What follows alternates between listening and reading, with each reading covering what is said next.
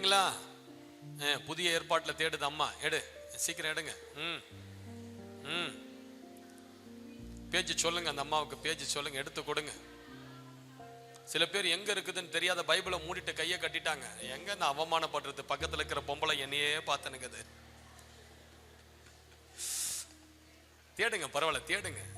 வேதத்தை தேடி வாசின்னு தான் பைபிள் சொல்லுது. தேடு, இண்டெக்ஸ்ல போங்க, என்னாகமம் எங்க இருக்குதுன்னு பாருங்க. அந்த அம்மாவுக்கு பின்னாடி இருக்கிற அம்மாவுக்கு உதவி பண்ணுங்க, பாருங்க, தடவுறாங்க பாருங்க. என்னாகமம் எங்க இருக்குதுன்னு எடுங்க. அந்த வசனத்தை உங்க கண்கள் பார்க்கட்டும். 6 மணி வரைக்கும் எனக்கு பிரதர் டைம் கொடுத்துருக்கிறார் பிரசங்கக்கு. எடுங்க, எடுத்துக்கிட்டீங்களா? என்னாகமம் 6க்கு வந்தீங்களா? பக்கத்தை கொஞ்சம் ஹெல்ப் பண்ணுங்கம்மா. என்னம்மா நீங்க எப்படி இருக்கிறீங்களேம்மா? ஹெல்ப் பண்ணி என்னாகமம் 6வது அதிகாரம் 2வது வசனம் 3வது வசனம் எல்லாரும் வாசிக்கலாமா? நீ இஸ்ரவேல் புத்திரரோடு சொல்ல வேண்டியது என்னவென்றால், புருஷனாகிலும் ஸ்திரீயாகிலும் கர்த்தருக்கென்று விரதம் பண்ணி கொண்டவர்களாய் இருக்கும்படி நசரேய விரதமாகிய ஒரு விசேஷித்த பொருத்தனையை பண்ணினாள். அப்படிப்பட்டவன் திராட்ச ரசத்தையும் மதுபானத்தையும் விலக்க கடவன். அவன் திராட்ச ரசத்தின் காடியையும் மற்ற மதுபானத்தின் காடியையும் திராட்ச ரசத்தினால் செய்த எவ்விதமான பானத்தையும் குடியாமல் திராட்ச பழங்களையாவது திராட்ச வற்றல்களையாவது புசியாமலும் தான் நசரேயனாயிருக்கும் நாளெல்லாம் திராட்சை செடி விதை முதல் தோல் வரையிலும் உள்ள வைகளினால் செய்யப்பட்ட யாதொன்றையும் புசியாமல் இருக்க கடவன். புரியுதா நான் சொல்றது உங்களுக்கு? அதாவது சிம்பிளா சொல்லணும்னா, நசரேய விரதம் இருக்கிற ஒரு ஆள் இருக்கிறான் பாருங்க, அவனுக்கு இருக்கிற ஃபர்ஸ்ட் மெயினான காரியம் என்னன்னா, அவன் சரீரத்தை கரைப்படாதபடி காத்துக்கொள்வது. பக்கத்துல பார்த்து சொல்லுங்க, உன் சரீரத்தை கரைபடாதபடி பார்த்துக்கோ. ஏன் தெரியுமா? ஆவியானவர் உடம்புல தான் இருக்கிறார். ஆவியானவர் இருக்கிற உடம்புல கரைப்படக்கூடாது. ஒரு நசரேயன், நசரேய பொருத்தனையில் இருக்கிறவன், தேவனால் அந்தகாரத்திலிருந்து பிரித்தெடுக்கப்பட்டவன், தேவனுக்கு சொந்தமானவன், ராஜரிக அபிஷேகம் கொண்டவன், பரிசுத்த ஜாதியா இருக்கிறவன், அவருடைய பிள்ளையா இருக்கிறவன், முதல்ல உனக்கு முக்கியமான காரியமே உன் சரீரம் கரைப்படாதபடி உன் சரீரத்தை நீ பரிசுத்தமா வைத்துக் கொள்வதுதான் முதல் பிரையாரிட்டி. அப்ப நசரேய விரதத்துல இருக்கிறவன், ஐயோ ஒரு சின்ன பொருள் கூட தன் சரீரத்தை கெடுத்து விடாதபடி தன் சரீரத்தை தூய்மையா பாதுகாக்க வேண்டியது கட்டாயம். விளங்குதான் நான் சொல்றது? அதனால தான் தானியேல் பாருங்க, ராஜாவினுடைய போஜனத்தினால் திராட்சை ரசத்தினால் தன்னை கரைப்படுத்தல் ஆகாது என்று சொல்லி அவன் சரீரத்தை தீட்டுப்படுத்தி கொள்ளாதபடி பரிசுத்தமா இருந்ததுனால பைபிள் சொல்லுது அவன் காரியம் ஜெயமா இருந்தது. உன்னுடைய முதல் பிரையாரிட்டியை உன் சரீரத்தை பரிசுத்தமாவை, ஆண்டவர் வாழ்கிற உன் உடம்ப பரிசுத்தமாவை. அந்த உடம்புல ஒரு சின்ன பாவகரை கூட விழுந்துடக்கூடாது, அசுத்தம் கூட அந்த உடம்புல விழுந்துடக்கூடாது. பிசாசு ரொம்ப தந்திரச்சாலி. என்ன பண்ணுவான்? உன் சரீரத்தை கரைப்படுத்த உன்னை சுற்றிலும் பாவத்தை கொண்டு வந்து நிறுத்துவான். பைபிள் சொல்லுது, மேகம் போன்ற இத்தனை திரளான சாட்சிகள் நம்மை சூழ்ந்திருக்க பாரமான யாவற்றையும் நம்மை சுற்றி நெருங்கி நிற்கிற பாவத்தையும் உதறி தள்ளிவிட்டு விசுவாசத்தை துவக்கினவரும் அதை இயேசுவை நோக்கி பொறுமையோடு ஓட கடவும். அப்ப பாவம் எங்க இருக்குதுன்னா உன்னை சுற்றிலும் பிசாசு பாவத்தை வச்சிருக்கிறான். ஒரு ஊழியர் சொல்றாரு, ஒரு தேவ பிள்ளைக்கும் பாவத்துக்கும் 1 ஜான் அடிதான் தூரமா. அப்ப உங்களுடைய ஃபர்ஸ்ட் பிரையாரிட்டி என்ன தெரியுங்களா? தேவன் ஒரு மனிதனை வல்லமையா பயன்படுத்துறனா உன் சரீரத்தை நீ பரிசுத்தமா வைக்க. உன் சரீரத்தை எந்த அளவுக்கு நீ பரிசுத்தமா காத்துக்கொள்றியோ அந்த அளவு உடம்புல அபிஷேகத்தை தேவன் ஊற்றி நிரப்பி வைப்பார். அந்த அளவு தேவ திட்டத்தை உனக்குள்ள கொண்டு வருவார். இதனாலதான் பிசாசு பார்க்கறான், உன் மேல சில பாவ கரைகளை பிசாசு போடு. ஒரு முறை ஒரு ஊழியக்காரர் எனக்கு ஃபோன் பண்ணியிருந்தார். அவர் சொன்னாரு, ஐயா, என் சபையில நான் அசிஸ்டன்ட் பாஸ்டரா இருக்கிறேன். இந்த மாதிரி ஒரு சொப்பனம் ஒன்று கண்டேன். அந்த சொப்பனத்துக்கு என்ன விளக்கம் நீங்க சொல்லுவீங்களா? சொன்ன, சொல்லுங்க, என்ன விளக்கம், என்ன சொப்பனம் சொல்லுங்க. ஒரு கனவு ஒன்று பார்த்தேன். என் கனவுல ஒரு பெரிய வலு சர்ப்பம் ஒன்று என் வீட்டுக்குள்ள வருது, கேட்டுக்குள்ள வருது. நான் ஒரு கத்தியை எடுத்துட்டு போய் அந்த வலு சர்ப்பத்தை 2 துண்டா வெட்டுறேன். பாதி உடல் என் கேட்டுக்கு வெளியே போயிடுச்சு, பாதி உடல், தலையோடு இருந்த பாதி உடல் என் வீட்டுக்குள்ள போயிடுச்சு. நான் அந்த பாம்பை, பாதி உடலோடு ரத்தம் சொட்ட சொட்ட வீட்டுக்குள்ள போன அந்த பாம்பை நான் வீடு ஃபுல்லா போய் தேடுறேன். வீட்டுல எங்குமே காணோம். கடைசியில என் பீரோவை திறக்கிறேன். என் பீரோல என்னுடைய ஊழியத்துக்கு நான் பயன்படுத்துகிற வெண்ணிற உடைகள் எல்லாம் தொங்கி கொண்டிருக்குது. அந்த உடையெல்லாம் அந்த சர்பத்தின் ரத்தமா இருக்குது. இதுதான் கனவு. என்ன அர்த்தம்? நான் சொன்னேன், உன் பரிசுத்தத்தை பிசாசு கரைப்படுத்திட்டான். தேவன் உனக்கு கொடுத்த பரிசுத்த வஸ்திரத்தை பிசாசு கரைப்படுத்திட்டான். உங்களுக்குள்ள ஏதோ ஒரு விபச்சாரத்தின் ஆவி கிரியை செய்து, ஏதோ ஒரு வேசித்தனத்தின் ஆவி உங்களோட வாழ்க்கைக்குள்ள நுழைஞ்சிடுச்சு. ஏதோ ஒரு இச்சை உங்களுக்குள்ள நுழைஞ்சிடுச்சு. அப்ப அவர் கண்ணீரோடு சொன்னாரு, நான் அந்த பாவத்துல தான் இருக்கிறேன், அந்த பாவத்துல தான் இருக்கிறேன். சில பெண்களோடு நான் தவறான ஒரு பழக்கத்துல இருக்கிறேன். ஐயா, எனக்காக ஜெபம் பண்ணுங்க. எப்படியாவது இந்த பாவக்கரை என் வாழ்க்கையை விட்டு நீங்கி போகணும். பிசாசு ரொம்ப தந்திரச்சாலி. ஒரு முறை பிசாசு துரத்தும் போது அதுல ஒரு பெண்ணை பிடிச்சிருந்த ஒரு பிசாசு. இந்த பிசாசு சொல்லுது, அந்த பெண் நல்ல ஊழிய அபிஷேகம் பெற்ற பிள்ளை. அந்த பிசாசு அவளுக்குள்ள இறங்கிடுச்சு. அது சொல்லுது, இவ மேல பயங்கரமான ஊழிய அழைப்பு இருக்குது. இவளை நான் விட்டா இவ கர்த்தருக்குள்ள பயங்கரமா இருப்பா, கர்த்தருக்குள்ள பயங்கரமா இவ பயன்பட ஆரம்பிச்சிருவா. அதனால தான் நான் இவளை பிடிச்சு வச்சிருக்கிறேன். சின்ன வயசுல இருந்து இவளை பிடிச்சு வச்சிருக்கிறேன். பிசாசுக்கு தேவன் யாரெல்லாம் பயன்படுத்த போறாருன்ற லிஸ்ட் எல்லாம் தெரியும் நல்லா. அதனாலதான் பாருங்க, அப்படிப்பட்டவங்களுக்கு தான் பயங்கரமான சோதனை வரும். தேவன் உன்னை பயன்படுத்த போறார் என்பதை பிசாசு ரொம்ப நல்லா அறிந்திருக்கிறதுனாலதான் எப்பவுமே உன்னை ஒரு பாவத்திலே தள்ளிக்கிட்டு இருக்கிறான். நீ ஒரு நாள் நல்லா இருக்கிற, மறுநாள் விழுற. ஒரு வாரம் நல்லா இருக்கிற, மறுவாரம் விழுற. ஒரு மாசம் நல்லா இருக்கிற, மறு மாசம் விழுற. ஏன்? பிசாசு கண்டுபிடிச்சிருச்சு, உன்னை விட்டா நீ தேவனுக்குள்ள பயங்கரமா இருப்ப, தேவனுடைய ராஜ்யத்தை நீ எழுப்பி கட்டுவ, உன்னை கொண்டு தேவன் நூற்றுக்கணக்கான பேரை தொடுவார். அதனால நான் பிசாசு பார்க்குது, எப்பவுமே நீ அப்படி எழுந்து நிற்கும் போது உன் மேல பாவ கரையை தெளிச்சு உன் சரீரத்தை கரைப்படுத்தி அசுத்தப்படுத்தி விட்டு போய் விடுகிற. அப்ப அந்த பிள்ளைக்குள்ள இருக்கிற பிசாசு சொல்லுது, நானு சபைக்குள்ள எப்படி தெரியுமா இச்சை நாவிய நான் கொடுப்பேன், பெண்களுடைய கண் இமையில நான் இருப்பேன், அல்லது ஆண்களுடைய கண்களுக்குள்ள நான் இருப்பேன். இந்த கண் இமைய யாராவது ஒருத்தவங்க பார்க்கும் போது அது சொல்லுது, நான் முக்கியமா யாரை டார்கெட் பண்ணுவேன்னா ஊழியக்காரர்களை தான் டார்கெட் பண்ணுவேன். ஊழியக்காரங்க கிட்ட அந்த பெண்ணை போய் நிப்பாட்டி அந்த பெண் அந்த ஊழியக்காரருடைய கண்ணையே பார்ப்பா. அப்ப அந்த கண் அந்த ஊழியக்காரன் உறுத்து ஒரு நிமிஷம் பார்த்துட்டானா அந்த இச்சை நாவி அந்த பெண்ணு கண்ணுக்குள்ள இருந்து இவருடைய கண்ணுக்குள்ள இறங்கிடுமா. அதற்கு பிறகு அந்த ஊழியக்காரருடைய கண்கள் இச்சை நிறைந்த கண்களா மாறிடும், வேசித்தன கண்களா மாறிடும். இப்படிதான் நான் சபையில வாலிபர்கள் மத்தியில இந்த கண்ணை பார்க்க வைப்பேன், புருவத்தை பார்க்க வைப்பேன். அந்த புருவத்துக்குள்ளதான் நாங்க இருப்போம், ஆண்களுடைய கண்களுக்குள்ள இருப்போம். அந்த உற்று அந்த கண்களை நோக்கும் போது, இருவருடைய கண்கள் அப்படி நோக்கி பார்க்கும் போது அது டிரான்ஸ்பர் ஆகும், அந்த இச்சை நாவிகள் டிரான்ஸ்பர் ஆகும். ஹல்லேலூயா.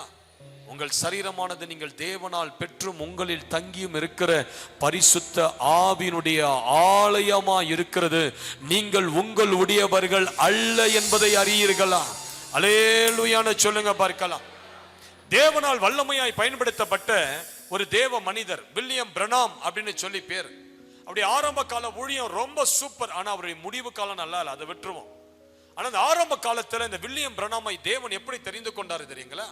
அவ 7 வயசு பையனா அவருடைய வீட்டுக்கு பின்னாடி இருக்கிற ஒரு கிணற்றுக்கு போயிருக்கிறார். கிணற்றுல தண்ணி சேர்ந்து கொண்டு இருக்கும் போது திடீரென்று பக்கத்துல இருக்கிற ஒரு மரத்துல ஒரு சுழல் காற்று வந்து வீச ஆரம்பித்து, சுழல் காற்றிலிருந்து இருந்து ஆண்டவர் வில்லியம் பிரணாம் அப்படின்னு கூப்பிட்டு இருக்கிறார். அவன் சின்ன பிள்ளை அந்த சுழல் காற்றை பார்த்து அந்த சுழல் காற்றுல இருந்து வர அந்த குரலை கேட்டது. ஆண்டவரே, இந்த பிள்ளை அந்த சுழல் காற்றை பார்த்து பேச, இந்த சுழல் காற்றுல இருந்து ஆண்டவர் சொன்னாரா, நான் உன்னை என்னுடைய வல்லமையான தீர்க்கதரிசியா தெரிந்து கொள்கிறேன். உன் வாழ்க்கையில நீ சாகிற வரையிலும் நீ சிகரெட் பிடிக்க கூடாது, மதுபானம் குடிக்க கூடாது, உன் சரீரத்தை எந்த விதமான அசுத்தத்தையும் உன் சரீரத்தில் நீ கொண்டு வந்துடக்கூடாது. இந்த 3 காரியங்களை நீ உன் சிறு வயது முதற்கொண்டு கடைபிடிப்பாயானால் நான் உன்னை ஒரு வல்லமையான தீர்க்கதரிசியாக பயன்படுத்துவேன். ஹல்லேலூயா. புரியுதுங்களா சிஸ்டர்? தேவன் உங்களை பயன்படுத்துறனா உங்க சரீரத்தை நீங்க பரிசுத்தமா காத்துக்கொள்வது ரொம்ப ரொம்ப ரொம்ப ரொம்ப ரொம்ப முக்கியம். நல்லா கேளுங்க. தாவீது கோலியாத்தை அடிச்சான். கோலியாத்து பயங்கரமான பலசாலி. சின்ன பையன் தாவீது போய் அவ்வளவு பெரிய ஆளை க்ளோஸ் பண்ணிட்டான். அவ்வளவு பெரிய பலசாலிய தாவீது அவனுக்கு முன்பதாக குப்புற விழ பண்ணினவன். ஆனா தாவீது பத்சேபாலுக்கு முன்பதாக விழுந்தான். அப்ப இதுல யாரு பலசாலி? கோலியாத்தா பத்சேபாலா? யாரு பலசாலி? யாரு பலசாலி? பத்சேபால் பலசாலி, கோலியாத்து கிடையாது. கோலியாத்த ஒரே அடியில் அடிச்சு காலி பண்ணான். ஆனா பத்சேபாலு கிட்ட விழுந்துட்டான். அதுதான் பிசாசின் தந்திரம். நீ பெரிய பிசாசு நினைக்கிறதெல்லாம் அதெல்லாம் உனக்கு முன்னாடி விழுந்துடும். ஆனா நீ எது வீக்கா இருக்குதுன்னு நினைக்கிறியோ அதை வச்சுதான் பிசாசு உங்ககிட்ட விளையாடுவான். எச்சரிக்கை. சிம்சோன் பாருங்க, ஒரு சிங்கத்தின் வாயை பிடிச்சு அப்படியே டர்ன்னு கிழிச்சு போட்டுட்டான். ஆட்டுக்குட்டியின் வாயை போல. ஒரு கழுதையின் பச்சை தாடை எடுத்து 1000 பெலிஸ்தர்களை அடிச்சு கொண்டான். அவ்வளவு பெரிய ஒரு மகா பலசாலி, ஒரு நசிரைய விருதத்துல இருந்த சிம்சோன். ஆனா அவ்வளவு பெரிய சிங்கத்தை கிழிச்சவன், 1000 பேரை அடிச்சு விழ பண்ணினவன், இவன் ஈஸியா தெலீலாளுக்கு முன்னாடி விழுந்தான் பாருங்க. அங்கதான் போச்சு. எச்சரிக்கை. சாகர வரையிலும் உங்க சரீரம் பரிசுத்தமா இருக்கட்டும். தலைமையில கைய வச்சு சொல்லுங்க, ஆண்டவரே நான் பரிசுத்தமா வாழ எனக்கு கிருபையை தான். நான் சொல்றேன், உங்களுக்குள்ள முதல் எழுப்புதலே பரிசுத்தத்துல தான் வரும். ஃபர்ஸ்ட் ரிவைவல் எங்க ஸ்டார்ட்? இந்த உலகம், இந்தியா அதெல்லாம் போவாதீங்க. ஃபர்ஸ்ட் ரிவைவல் உங்க பரிசுத்த வாழ்க்கையில இருந்து எழும்பணும். பரிசுத்தமா வாழ்வதில் ஒரு ரிவைவல் எழுப்புதல் வரணும். ஹல்லேலூயான்னு சொல்லுங்க பார்க்கலாம். பல ஆண்டுகளுக்கு முன்பதாக தமிழ்நாட்டில் வல்லமையாய் பயன்படுத்தப்பட்ட ஒரு தேவ மனிதர். அவர் அப்படி போய் நின்னாலே போதும், அப்படியே ஜனங்க பொத்து பொத்து பொத்து பொத்துன்னு விழுவாங்க. அவ்வளவு ஒரு அக்கினி அபிஷேகத்துல நிறைந்திருந்த ஒரு தேவ மனிதர். ஒரு முறை ஒரு பெண்ணுக்கு பேய் பிடிச்சிட்டு சொல்லிச்சு இந்த ஊழியக்காரரை வீட்டுக்கு கூப்பிட்டாங்க. இந்த ஊழியக்காரர் வீட்டுல இருந்து ஜெபம் பண்ணிட்டு அந்த பெண் இருக்கிற அந்த வீட்டு சந்துல நடக்க ஆரம்பிச்சாரு பாருங்க. அவர் உள்ள சந்துக்குள்ள வந்த உடனே அந்த வீட்டுல இருக்கிற பிசாசு சொல்லுச்சு, ஐயோ ஐயோ அக்கினி வருது, அக்கினி வருது, அக்கினி வருது. அக்கினியை சுமந்துகிட்ட அந்த ஊழியக்காரன் வரான்னு சொல்லி நான் ஓடிடுறேன்னு சொல்லி இந்த பெண்ணுக்குள்ள இருந்த பிசாசு அப்படியே பொத்துன்னு விழுந்து ஓடிய போச்சு. இந்த ஊழியக்காரர் வீட்டுக்கு போனா, வீட்டுக்குள்ள போய் ஒண்ணுமே பண்ணல. உட்காந்து டீ குடிச்சாரு, தண்ணி குடிச்சாரு, காணிக்க வாங்கினாரு, ஜெபம் பண்ணாரு, கிளம்பி. அந்த பிள்ளைக்கு சுவிசேஷம் சொல்லல. 2வது முறையும் 1 வருடம் கழித்து திரும்ப அதே பிசாசு அந்த பெண்ணை பிடிச்சது. திரும்ப அந்த ஊழியக்காரருக்கு போன் பண்றாங்க. அந்த ஊழியக்காரர் இப்ப அதே மாதிரி வீட்டுக்கு வராரு. வீட்டுக்கு வந்து பார்த்தா அந்த பெண்ணு பேய் ஆடிக்கிட்டு இருக்கிறா. அந்த பெண் பக்கத்துல முழங்கால் படியிட்டார். ஆண்டவரை நோக்கி 1 மணி நேரம் கதறி கதறி ஜெபித்தார். 1 மணி நேரம் பிறகு இயேசு அந்த அறையில இறங்கி வந்தார். அந்த பெண்ணின் மேல இருக்கிற பிசாசை அடிச்சு துரத்தினார். அந்த பெண் விடுதலை ஆயிட்டார். திரும்ப காணிக்க கொடுத்தாங்க, சாப்பிட்டாரு. அந்த பிள்ளைக்கு சுவிசேஷம் அறிவிக்கல, வீட்டுக்கு போயிட்டார். 3வது முறையும் அந்த பிள்ளைக்கு பேய் பிடிச்சது. 3வது வருஷம் அந்த பிள்ளைக்கு பேய் பிடிச்சது. இப்ப அதே ஊழியக்காரரை கூப்பிடுறாங்க, ஐயா என் பிள்ளைக்கு பேய் பிடிச்சிருக்குது, திரும்பி வந்து கொஞ்சம் ஜெபம் பண்ணுங்க. இந்த முறை இந்த ஊழியக்காரர் வராரு. அந்த பிசாசு கால் மேல கால் போட்டு உட்கார்ந்து இருந்தது. அவர் ஜெபிக்க ஆரம்பிச்சா அந்த பேய், அந்த பெண்ணுக்குள்ள இருக்கிற பிசாசு எழுமின்னு சொல்லி, ஏய் வாயை மூடு. நீ முதல் முறை வரும்போது உன் மேல ஒரு அபிஷேகம் இருந்தது. நீ அந்த தெருவில் வரும்போதே என் உடம்பு எரிய ஆரம்பிச்சது. உன்னுடைய பிரசன்னம், உன் மேல இருக்கிற தேவ பிரசன்னம் அந்த தெருவில் நீ நடந்து வர ஆரம்பிக்கும் போது என்னை எரிக்க ஆரம்பிச்சது. என்னால தாங்க முடியல, நான் ஓடிட்டேன். ஆனா நீ 2வது முறை வரும்போது நீ பணத்துல விழுந்துட்ட, நீ பொருளாதாரத்துல விழுந்த ஊழியக்காரன் ஆயிட்ட, நீ பணம் பேய் பிடிச்ச ஊழியக்காரன் ஆயிட்ட. உங்கூட கத்தர் இல்ல அப்ப.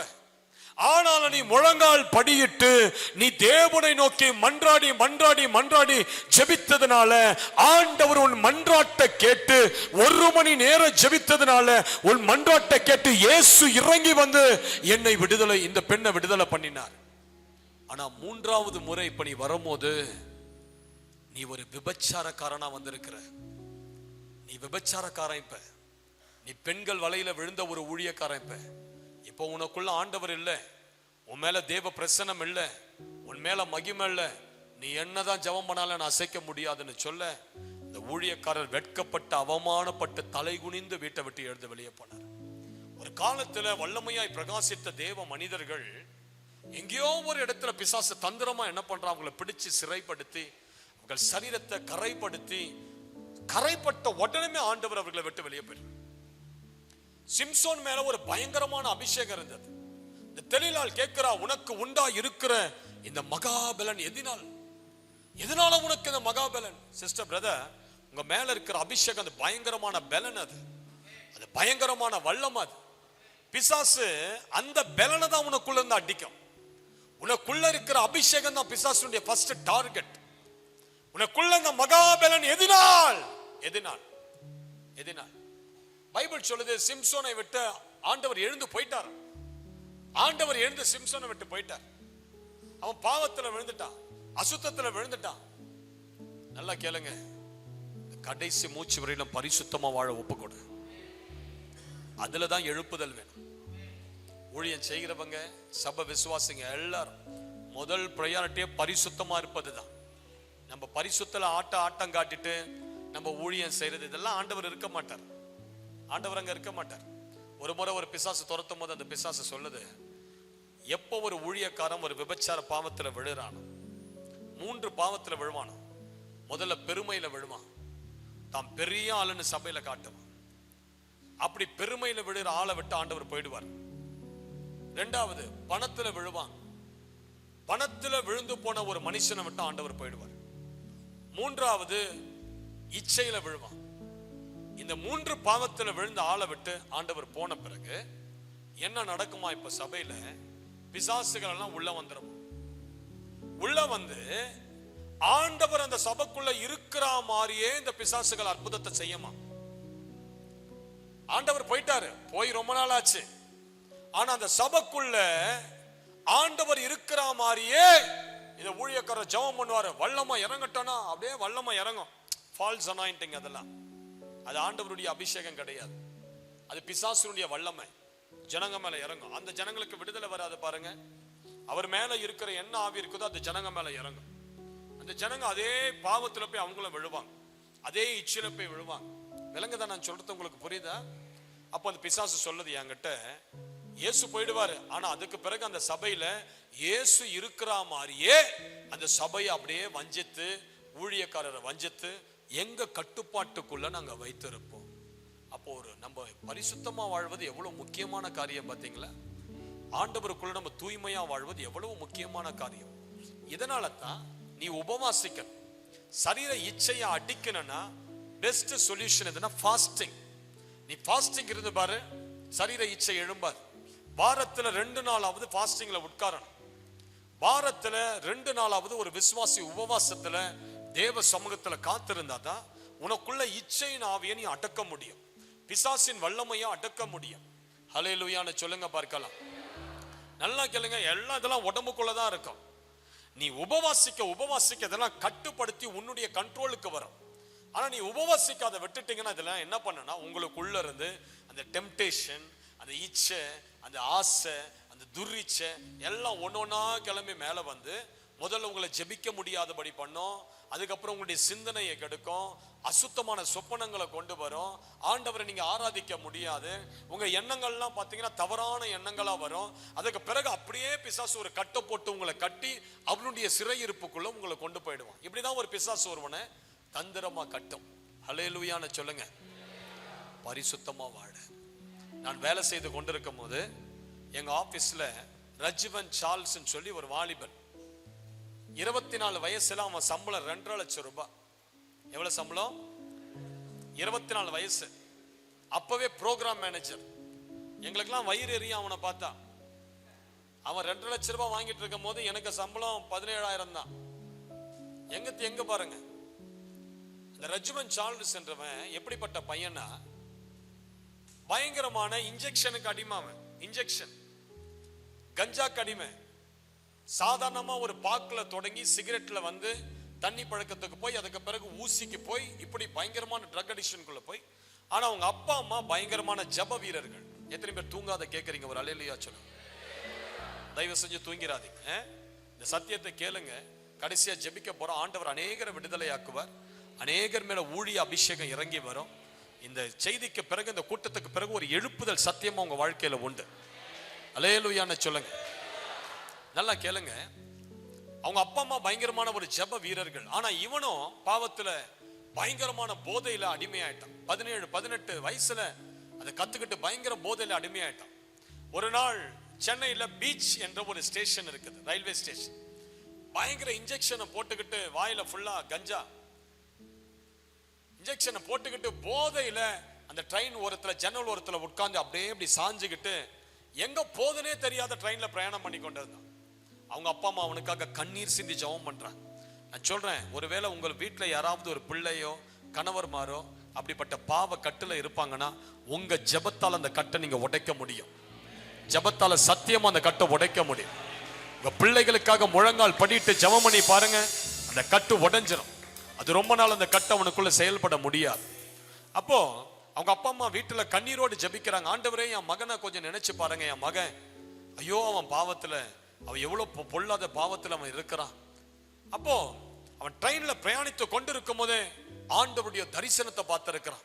ஆண்டவர் பரிசுத்த வான்களோடு கூட வெள்ளை குதிரையில எக்கால சத்தம் துணைக்க பரிசுத்த வான்களோடு கூட தேவ தூதர்களோடு அப்படியே வானத்திலிருந்து பூமியை நோக்கி இறங்கி வருகிற ஒரு பயங்கரமான ஒரு தரிசனத்தை அப்படியே தத்துரூபமா பார்த்த அவனுக்குள்ள, அவன் பார்த்து கொண்டிருக்கும் போதே தேவனுடைய அபிஷேகம் அவன் மேல இறங்க, அந்த நொடி பொழுதே அவனுக்குள்ள இருந்த அந்த போதை பிசாசு அவனை விட்டு வெளியே போனது. அந்த நொடி அவனுக்குள்ள இருந்த அந்த மயக்கம், அந்த போதை மயக்கம் தெளிந்து கம்ப்ளீட்டா விடுதலையாய் அந்த ட்ரெயின்லயே எழுப்பி நின்று இயேசு வருகிறார், மனம் திரும்புங்கள் சொல்லி பிரசங்கம் பண்ண ஆரம்பிச்சான். நொடியில பிரசங்கம் பண்ண ஆரம்பிச்சான். இயேசு அவனை ட்ரெயின்ல மாத்தினதுனால, ட்ரெயின்ல ரட்சிப்பு கொண்டு வந்ததுனால, வாரம் சனி ஞாயிறுல என்ன பண்ணுவான், ட்ரெயின் மினிஸ்ட்ரி பண்ண ஆரம்பிச்சான். ட்ரெயின்ல ஏறி டிராக்ஸ் கொடுத்து, ட்ரெயின்ல நல்ல கிட்டாரிஸ்ட் பயங்கர கிட்டார் வாசிப்பான். ஒரு கிட்டாரை வாசி ட்ரெயின்ல பாடினா ஜனங்க அப்படியே கண்ணீர் சிந்தி முன்னாடி வந்து நிற்பாங்க. பேய்ங்க எழுந்து ஓடும். ஸ்டேஷன் வந்துடுச்சுன்னா, ஐயோ இந்த கம்பார்ட்மெண்ட்ல இருக்க முடியும் எழுந்து பொம்பளைங்கெல்லாம் ஓடுமா. அப்படிப்பட்ட ஒரு மகிமை, அப்படிப்பட்ட ஒரு அபிஷேகம் தேவன் அந்த வாலிபனுக்கு கொடுத்தார். அதுக்கு பிறகு அவனுக்கு வேலை கிடைச்சது. பயங்கர ஞானம்னா கொஞ்ச நஞ்ச ஞானம் இல்ல, பயங்கரமான ஞானம். எல்லாரையும் ஓவர்டேக் பண்ணி ப்ரோக்ராம் மேனேஜர் ஆயிட்டான். 2 லட்சம் ரூபாய் சம்பளம். 2 லட்சம் ரூபாய் சம்பளம். அந்த நேரத்துல ஊழிய அழைப்புகள், எவ்வளோ ஊழிய அழைப்பு. ரஜ்வன் சார்ல்ஸ் வரான்னு சொன்னா ஐடி ஜனங்கள்லாம் கூடிடும், ஐடி பீப்புள் எல்லாம் கூடுவாங்க.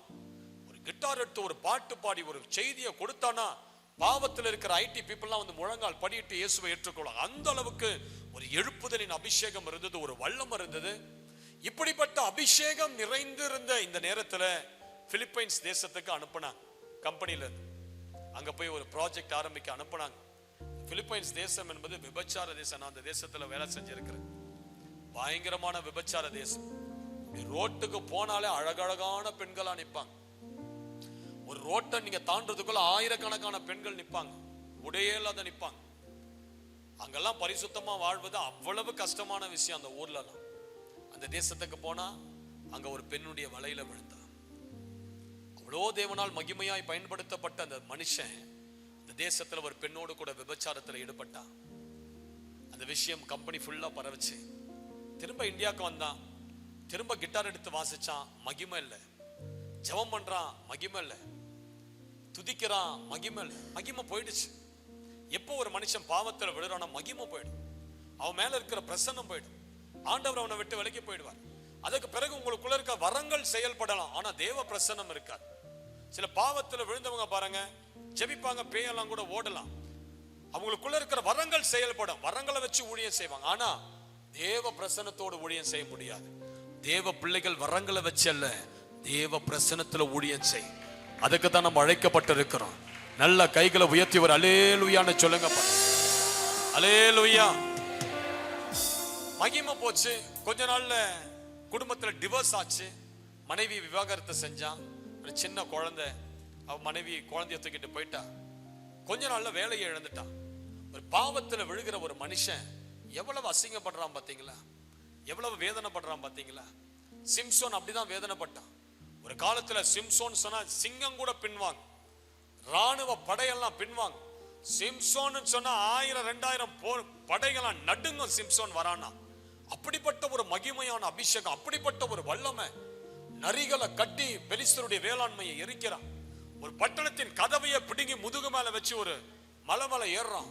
ஒரு கிராமத்துக்குள்ள பூந்து அந்த கிராமத்தை சின்னாபின்னமாக்குறான். அப்படிப்பட்ட ஒரு மகிமையான ஒரு நபர் கடைசியில எங்க என்ன பண்ணிட்டு இருந்தா, ஒரு சிறைச்சாலையில உட்கார்ந்து மாவரைச்சுக்கிட்டு. எந்த அளவுக்கு மகிமை போச்சு பாருங்க. பிசாசு எப்பவுமே உங்க மேல இருக்கிற மகிமையை எடுத்த பிறகு உங்களை தரமட்டத்துக்கு கொண்டு வரும், உங்களை கீழ்மட்டத்துக்கு கொண்டு வரும், உங்களை அசிங்கப்படுத்தும், வேதனைப்படுத்தும். சொல்றேன், அந்த வாழ்க்கை நமக்கு வேணாம். கைகளை உயர்த்தி, ஆண்டவரே நான் பரிசுத்தமா வாழ எனக்கு கிருபையை தாங்க, கடைசி வரையிலும் பரிசுத்தமா வாழ்ந்துட்டு போக எனக்கு கிருபையை தாங்க. ஹல்லேலூயா. ஆனா பாருங்க, தேவன் மனம் இருக்க முடியவர், மனதுருகுகிறவர்.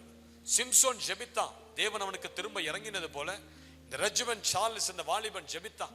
ஆண்டவரே நான் அசிங்கத்தில் இருக்கிறேன், அவமானத்தில் இருக்கிறேன், வெட்கத்தில் இருக்கிறேன், எப்படியாவது எனக்கு உதவி செய்யும், எப்படியாவது எனக்கு உதவி செய்யும். ஆண்டவர் அவன் ஜெபத்தை கேட்டு மனம் இறங்கினார். பெங்களூர்ல திரும்ப ஒரு பெரிய வேலையை அவனுக்கு கொடுத்தார். அதை காட்டிலும் பல மடங்கு சம்பளத்தை கொடுத்தார். பெங்களூர்ல போய் வேலைக்கு சேர்ந்தான். ஒரு பெரிய வீட்டை எடுத்தான். 100 பேர் உட்கார்ற அளவு ஒரு பெரிய ஹால் அந்த வீட்டுல இருந்தது. ஒரு கூட்டத்தை ஆரம்பிச்சான். முதல் கூட்டத்திலே 100 பேர் வந்துட்டான். அபிஷேகம் இருந்தது அவன் மேல, அழைப்பு இருந்தது. முதல் கூட்டத்திலே 100 பேர் வந்துட்டாங்க. எல்லாருக்கும் ஒரே சந்தோஷம், ரெஜிமென்ட் சார்ல்ஸ் மீன் திரும்ப ஊழியத்துல வந்துட்டாருன்னு சொல்லி. ஆனா சில நாட்கள்ல என்னாச்சு, ஒரு நாள் இரவு வேலையை முடிச்சிட்டு நண்பர்களோடு வரும்போது ஒரு பார்ல போய் ஃபுல்லா சரக்கு குடிச்சு, சாராயம் குடிச்சு, காரை எடுத்துக்கிட்டு ஒரு 5 பேரு அதே வேகத்துல ஓசூர் ரூட்ல பயணிக்கும் போது ஒரு மேஜர் ஆக்சிடென்ட் போய் ஒரு செவர்ல இடிச்சாங்க காரை.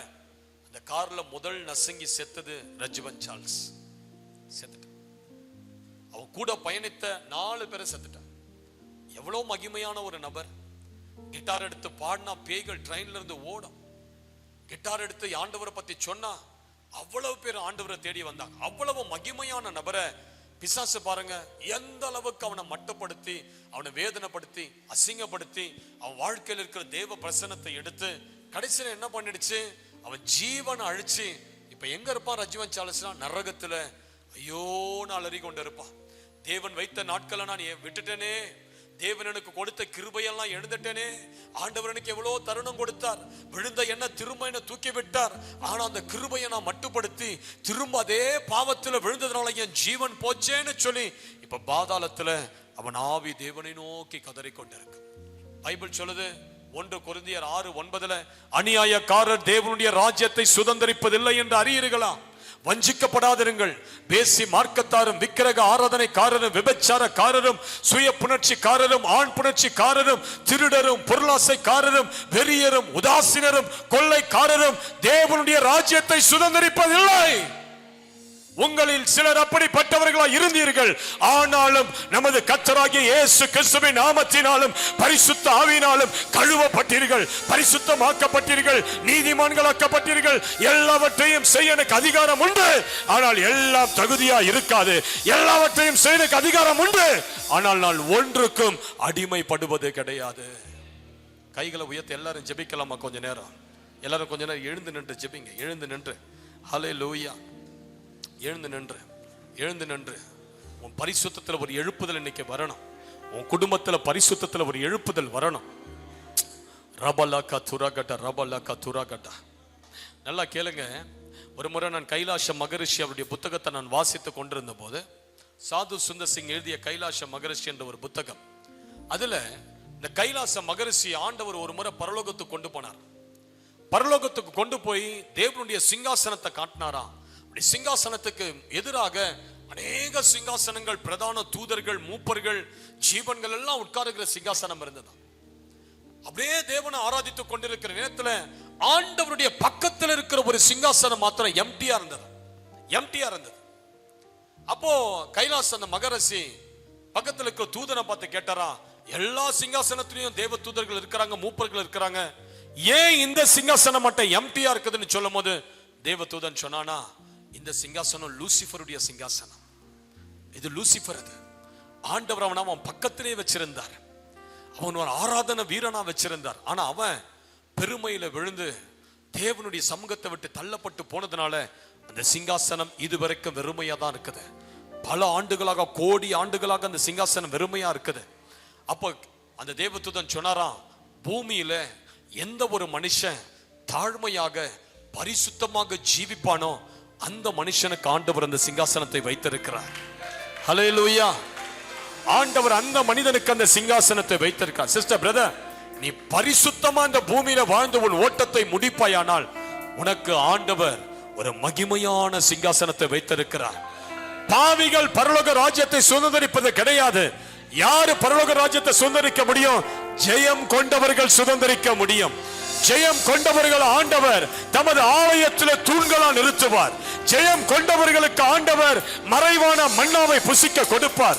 ஜெயம் கொண்டவர்களுக்கு ஆண்டவர் பரலோக ராஜ்யத்தின் நடுவில் இருக்கிற ஜீவ விருட்சகத்தின் கனியை புசிக்க கொடுப்பார். ஜெயம் கொண்டவர்களுக்கு ஆண்டவர் ஜாதிகள் மேல் அதிகாரத்தை கொடுப்பார்.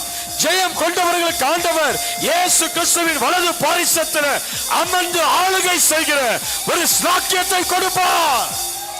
ஜெயம் கொண்டவர்கள், ஜெயம் கொண்டவர்கள், பாவத்தின் மேல் ஜெயம் கொண்டவர்கள், ஹல்லேலூயா, உலகத்தின் மேல் ஜெயம் கொண்டவர்கள், பிசாசின் மேல் ஜெயம் கொண்டவர்கள், இச்சையின் மேல் ஜெயம் கொண்டவர்கள், நல்ல கைகளை உயர்த்தி ஆண்டவரை பார்த்து ஜெபிங்க. ஆண்டவரே, என்னை ஜெயம் கொண்ட ஒருவனாய் மாற்ற மாட்டீரா?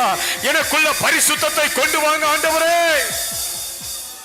லபரகதரகட ஜெபிங்க, ஜெபிங்க, ஜெபிங்க, ஜெபிங்க. எதெல்லாம் உங்களை பாவத்துல தள்ளி கொண்டு இருக்கிறதோ, என்னென்னலாம் போராட்டம், இச்சையின் போராட்டம், வேசித்தன போராட்டம், உன் கண்கள்ல இருக்கிற இச்சை, அசுத்தமான சொப்பனங்கள், அசுத்தமான எண்ணங்கள், உன் சரீர அவயங்களை கட்டி வைத்திருக்கிற சில இச்சை ஆவிகள், சில மோகினி ஆவிகள், இப்பொழுது உன் சரீரத்தை விட்டு இயேசுவின் நாமத்தால் வெளியே போ என்று கட்டளை இடு, கட்டளை இடு.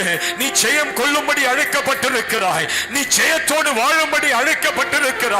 ஓ, உன்னுடைய நசரேய விருதத்தை காத்துக் கொள்ளும்படி அழைக்கப்பட்டிருக்கிறாய்.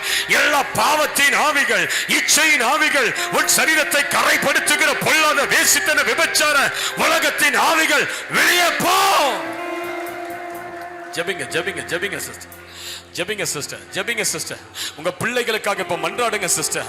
உங்க கணவருக்காக மன்றாடுங்க சிஸ்டர். உங்க சபை மக்களுக்காக மன்றாடுங்க சிஸ்டர். ஆண்டவரே, இனி நான் பாவம் செய்து வாழ விரும்பல. எனக்குள்ள பரிசுத்தம் வேண்டும், பரிசுத்தம் வேண்டும். பரிசுத்தத்துக்காக நான் கெஞ்சுகிறேன்னு சொல்லி மன்றாட மாட்டீங்களா?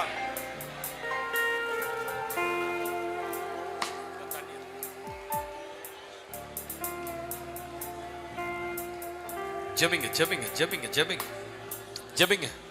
உனக்குள்ள பரிசுத்தத்தில் ஒரு எழுப்புதல், பரிசுத்தத்தில் ஒரு எழுப்புதல், பரிசுத்தத்தில் ஒரு எழுப்புதல். வாலிப தம்பி, வாலிபனே, உன்னுடைய பரிசுத்தத்தில் ஒரு எழுப்புதல் வரட்டும்.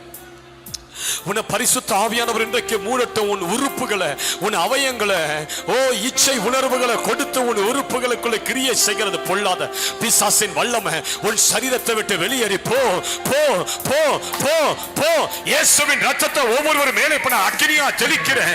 இயேசுவின் ரத்தத்தை ஒவ்வொரு அவயங்கள் மேல நெருப்பா தெளிக்கிறேன். ஒவ்வொரு அவயங்களை நீதியின் ஆயுதங்களாக இயேசுவுக்கு இப்ப நான் ஒப்பு கொடுக்கிறேன்.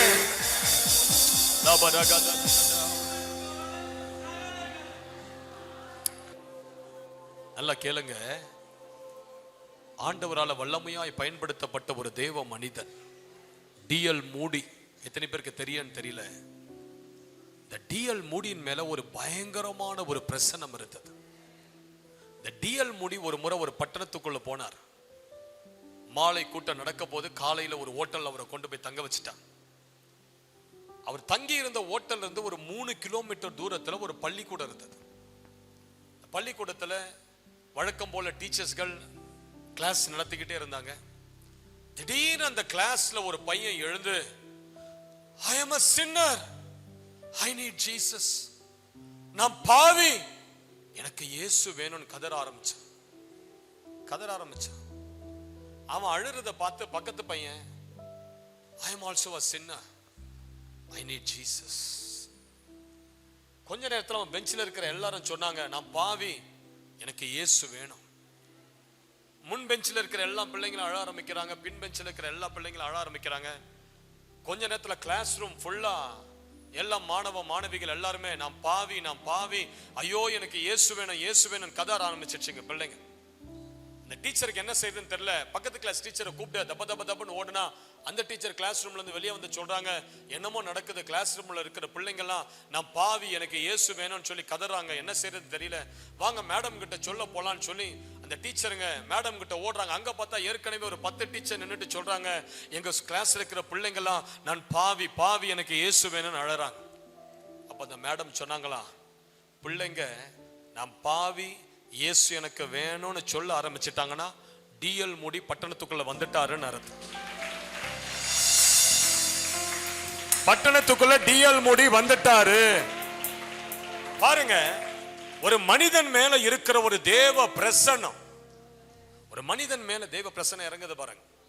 ஒரு மனிதன் மேல இருக்கிற தேவ பிரசன்னம் அவன் ஒரு பட்டணத்துக்குள்ள கால் வைக்கும் போது அந்த முழு பட்டணத்தின் மேலையும் ஆவியானவர் இறங்கி வருவாருன்னா, உன் மேல இருக்கிற தேவ பிரசன்னம் நீ வீட்டுக்குள்ள போகும்போதே உன் வீட்டில் இருக்கிற எல்லாரையும் கவன். இன்றைக்கு ஆண்டவர் உண்மையில அப்படிப்பட்ட ஒரு அபிஷேகத்தை அனுப்புகிறார். கதுரா கட்டா லீபரா கட்டா மாகாஷியாந்துரபலா கதுராபா.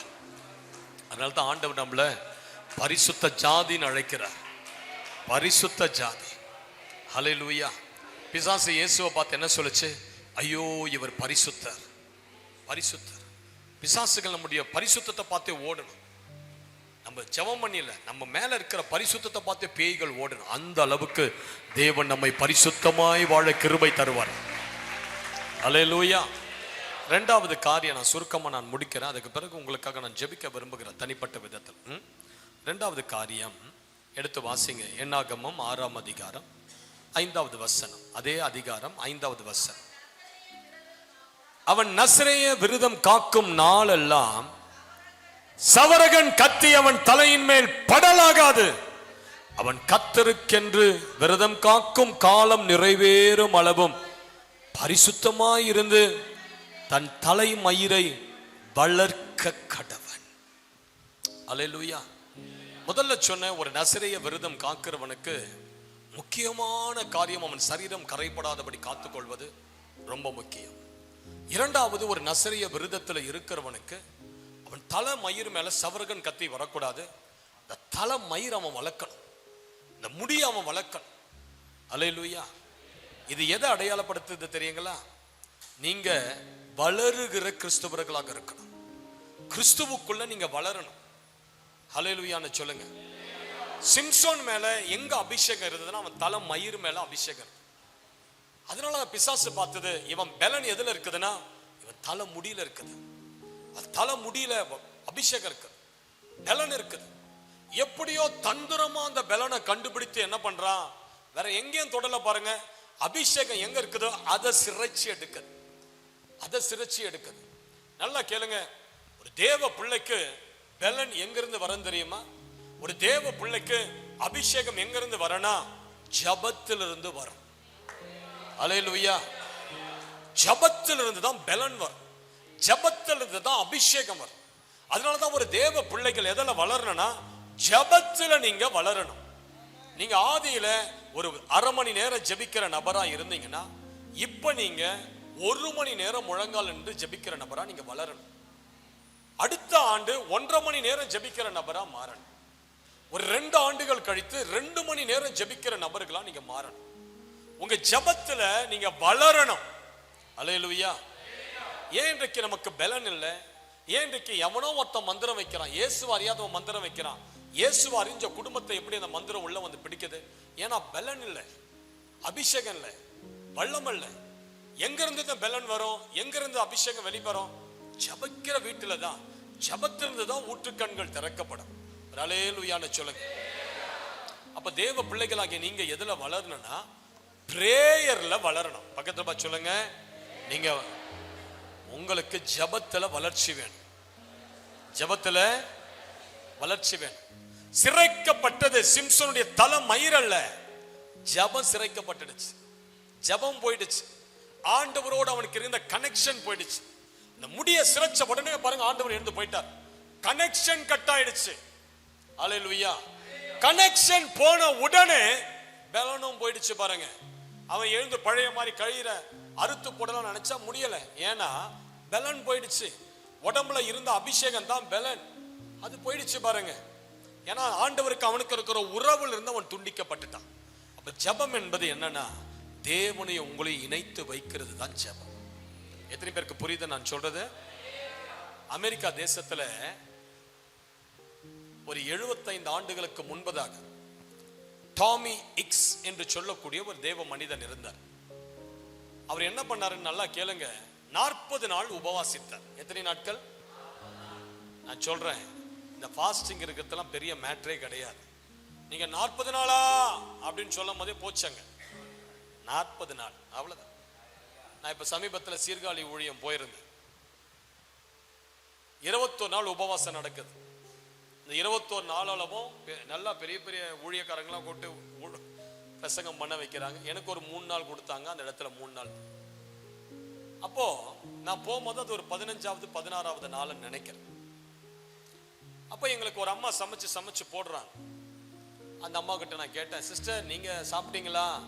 அந்த அம்மா சொன்னாங்க, இல்ல ஐயா ஃபாஸ்டிங். ஐயா ஃபாஸ்டிங்கா? ஒருவேளை ஃபாஸ்டிங்கா? இல்லையா 21 நாள் ஃபாஸ்டிங். 21 நாளா? என்ன சாப்பிடுவீங்க? Only water. எனக்கு தூக்கி வாரி போட்டுடுச்சு. பக்கத்துல இருக்கிற இன்னொரு அம்மாவை கேட்கிறேன், நீங்க ஃபாஸ்டிங்கா சிஸ்டர்? ஆமாங்க ஐயா, எங்க ஓல்ட் சபையும் ஃபாஸ்டிங் தான். 21 நாள் தண்ணி மட்டும் தான் குடிச்சு. எங்களை ஒரு பையன் வந்து கூட்டிட்டு போவான், கூட்டிட்டு வருவான். அவனை கேட்டேன், தம்பி நீ சாப்பிடலையா? எனர்ஜெட்டிக்கா பயங்கர சுறுசுறுப்பான் தான். அவன் சொல்றான், ஐயா நான் 21 நாள் ஃபாஸ்டிங். அப்பதான் நான் நினைச்சேன், 21 நாள் ஃபாஸ்டிங்ன்றது ஒண்ணுமே கிடையாது. கண்டிப்பா முடியும். அல்லேலூயா. நீங்க தேவ சமூகத்துல உட்கார்ந்துட்டீங்கன்னா அப்படி டைம் போயிடும். அல்லேலூயா. இந்த டாமி ஹிக்ஸ் என்ன பண்ணாரு? 40 நாள் ஃபாஸ்டிங் இருந்து, நல்லா கேளுங்க, நான் ஒரு சீக்ரெட் சொல்றேன். இந்த 21 நாள் ஃபாஸ்டிங் போடுறவங்க, 7 நாள் ஃபாஸ்டிங் போடுறவங்க, 40 நாள் போடுறவங்க, முதல்ல ஒரு வாரம் டிஃபிகல்ட்டா இருக்கும். அவ்வளவுதான். அந்த ஃபர்ஸ்ட் வீக் தாண்டுறீங்க தெரியுமா, அங்கதான் டிஃபிகல்ட். அந்த ஒரு 3 நாள் கொஞ்சம் பயங்கரம். ஏன்னா அது வரைக்கும் நீங்க சாப்பிட்டு வயிற்ற ஃபுல்லா வச்சிருப்பீங்க. இப்போ வயிற்ற எம்டி ஆக்கணும். உடனே குடல் உங்களை பார்த்து பேச, ஏய் எங்க போட வேண்டியது வரலையே, மிக்சர், முறுக்கு, பட்டாணி, வேர்க்கடலை, கிழங்கு, மீன், அது ஆடு மாடு ஓடுறது தான் எல்லாம் எங்க? வயிறு மூளையை பார்த்து கேட்கும். அப்போ ஒரு போராட்டம் இருக்கும் உடம்புக்குள்ளேயே, என்னடா இது. ஆனா அந்த 3 நாள் நீங்க சமாளிச்சு வந்துட்டீங்கன்னா இப்போ மூளை சொல்லும், இல்ல 21 நாள் உனக்கு எதுவுமே கிடையாது. அப்போ வயிறு கட்டுப்படும். அந்த 3 நாள் தான் டிஃபிகல்ட்டா இருக்கும். அந்த 3 நாள் தாண்டிட்டீங்கன்னா 21 நாள் அப்படியே ஜாலியா இருக்கலாம் ஃபாஸ்ட். அல்லேலூயா. நான் இங்க வர்றதுக்கு முன்னாடி கன்னியாகுமரியில் ஒரு ரூம் எடுத்து 5 நாள் ஃபாஸ்டிங்கிறது வெறும் தண்ணி மட்டும் தான் குடிச்சிட்டு ரூமை சாத்தினேன். அந்த ஒரு வாரம் நான் வெளியவே வரலை. அந்த உபவாசத்தெல்லாம் முடிச்சுட்டு வெளியே வந்தேன். கோவில்பட்டியில் ஒரு 2 நாள் மீட்டிங் முடித்தேன். இன்னைக்கு காலையில் ட்ரெயின் ஏறி இங்கே வந்துட்டேன். இப்போ திருமணம் சென்னை போனதுக்கப்புறம் ஒரு 21 நாள் ஃபாஸ்டிங் இருக்க போகிறேன். ஃபாஸ்டிங்ன்றது பெரிய விஷயமே கிடையாது. கண்டிப்பாக நீங்கள் இருந்து பாருங்க, வல்லமை கூடும், அபிஷேகம் கூடும். பவருக்கு சீக்ரெட் என்னன்னா ஃபாஸ்டிங். புரியுதுங்களா நான் சொல்றது? வாரத்தில் ஒரு 2 நாள் ஃபாஸ்டிங் போடுங்க. நீங்க கர்த்தர் உங்களை கொண்டு அற்புதங்களை சர்வசாதாரணமா செய்ய ஆரம்பிப்பார். உபவாசிக்கிற ஊழியம் கண்டிப்பா அற்புதங்களோடு தான் ஊழியம் செய்யும். அப்ப இந்த டாமி ஹிக்ஸ் 40 நாள் ஃபாஸ்டிங் போட்டு என்ன கேட்டாராம்? ஆண்டவரே நான் உங்களை பார்க்கணும்னு கேட்டாராம். 40வது நாள் காத்துட்டு இருக்கிறார். ஆண்டவர் வரப்போறார், பேச போறார். ஆண்டவர் பேசல. இவருக்கு பயங்கர டென்ஷன். 40 நாள் காத்திருந்து ஆண்டவர் பேசலையே. திரும்ப கொஞ்ச நாள் கழிச்சு உடம்பெல்லாம் பலப்பட்டு பிறகு திரும்ப 40 நாள் இருக்கிறார். 2வது முறை 40 நாள் இருக்கிறார். ஆண்டவரை கூப்பிடுறாரு. 40வது நாள் வருது. இப்ப ஆண்டவர் வரப்போறாரு, பேச போறாரு நினைக்கிறாரு. 2வது முறையும் வரல. 3வது முறை 40 நாள் போடுறாரு. இப்ப 40வது நாள் ஆண்டவர் வந்து ரூம்ல இறங்கிட்டார். பயங்கரமான இந்த மாதிரி பிரகாசம் இந்த ரூம்ல உதித்து ஆண்டவர் சொன்னாராம், I am the healer. நான் சுகமாக்குகிற தேவன், நான் பரிகாரி. நான் உன்னை வெளி தேசத்துக்கு நான் உன்னை ஊழியத்துக்கு அனுப்புகிறேன். வெளி தேசத்துக்கு நான் உன்னை ஊழியத்துக்கு அனுப்புகிறேன். அர்ஜென்டினா என்கிற தேசத்துக்கு நான் உன்னை ஊழியத்துக்கு அனுப்புகிறேன். அந்த இடத்துல நீ ஊழியம் செய்வ, 1000 லட்சங்கள் உன்னை தேடி வருவாங்க. உன் ஊழியத்துக்கு சப்போர்ட் பண்ண நான் ஜுவான் பெரோன் என்கிற ஒரு மனுஷனை உனக்காக எழுப்புறேன். யார? ஜுவான் பெரோன் என்கிற ஒரு மனுஷனை நான் எழுப்புறேன்னு சொல்லி ஆண்டவர் போயிட்டார். இப்ப இந்த ஆளு இவர் இந்த ஊழியர் என்ன பண்றாரு, டாமி இக்ஸ் அர்ஜென்டினாக்கு கிளம்பி ஏர்போர்ட்ல இருந்து இறங்கி, இப்ப ஜுவான் பெரோனை எங்க இருந்து கண்டுபிடிக்கிறது, யார் அவருன்னு தெரியாது. உடனே ஏர்போர்ட்ல இருந்து வெளியே வந்து ஒரு போர்டுல ஜுவான் பெரோன்னு எழுதி அந்த ஏர்போர்ட்ல அப்படி தூக்கிட்டு அப்படி நிக்கிறார். யாராவது வருவாங்களான்னு சொல்லி பக்கத்துல இருக்கிறவன் ஒருத்தன் வந்தான். ஏய், யாரு பேரு தெரியுமா? அது இந்த கண்ட்ரியினுடைய பிரசிடென்ட் பேரு, யாது ஜனாதிபதி பேர். அது அவர் ஒரு டிக்டேட்டர். அவரு உன்னை கொன்னுடுவாரு. அந்த ஆளுக்கு தெய்வ பயம்லாம் கிடையாது. நீ போனீன்னா அவர் சர்வாதிகாரி, அவரு உன்னை கொன்னுடுவாரு. ஒழுங்கா தப்பிச்சு உன் ஊருக்கு போயிடு. அவர் வீடு எங்க இருக்குதுன்னு கேட்டார் டாமி இக்ஸ். அவர் வீட்டை தேடி போயிட்டார். வீட்டை தேடி போயிட்டு I want to meet Juan பெரோன்னு சொல்றாரு. செக்யூரிட்டிக்காரன் துப்பாக்கி தூக்கி நெத்தியில வச்சுட்டான். யாரை கேட்ட? ஜுவான் பெரோனை பார்க்கணுமா? எதுக்கு பார்க்கணும்? ஆண்டவர் என் ஊழியத்துக்கு அவர் பணம் கொடுப்பாருன்னு சொல்லி அனுப்பியிருக்கிறார். பணம் கொடுப்பாரா? சரி, நான் உன்னை அவரை பார்க்க விடுறேன்.